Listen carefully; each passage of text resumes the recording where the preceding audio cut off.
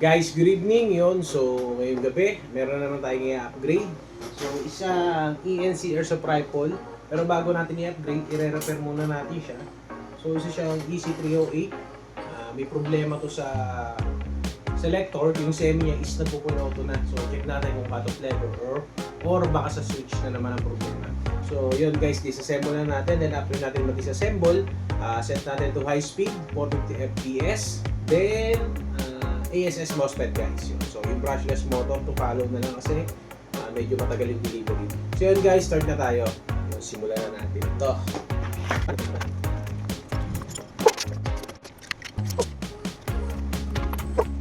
Yun, so same issue.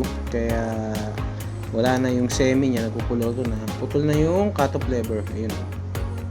Kapalitan tayo cut-off lever. Whew! Guys, good morning yun. So, natapos na natin yung EC308. So, ito na siya. Na-install na natin yung ASS MOSFET. So, gumamit tayo ng 13:1 gears ng SHS. Ano ba? Nag-modify tayo ng nozzle. Spring, nagpalit tayo. Nag-resumes tayo.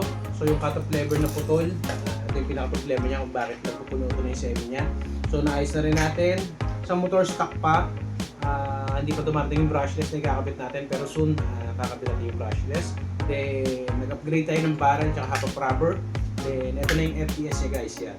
So, 480 FPS. So, okay na okay siguro yan. Then, syempre, sound check tayo. Paputroy muna natin. So, gamit lang tayo ng 30C battery na nabibili online. 11.4 volts. Try tayo. Guys, stock motor pa lang to ha. Then, 145 spring. Init. So, paputroy na natin. Semi. Puno to.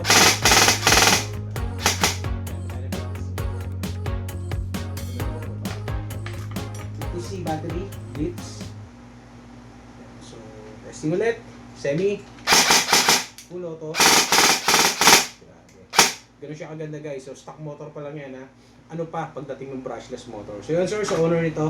Ready na. Pwede na ulit gamitin.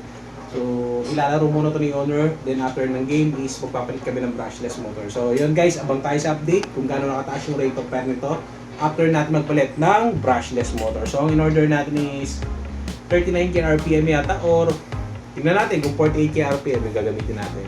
So, baka sumobra naman sa bilis. So, yun lang po muna sa ngayon guys, ASS MOSFET. So, next week, darating na yung stock natin. Either Wednesday, Thursday, makapag-produce na ulit tayo. So, sa mga naka-lista na sa reserve, yun, abang-abang lang kayo guys. Update ko kayo agad regarding sa mga pina-reserve nyo, ASS MOSFET. So, ilang po muna sa ngayon. Oras na ng pahinga, mag-uumaga na. Ulit, maraming salamat po sa tiwala. Yes. Again, UFAC yun. Salamat po sa Sir Alex.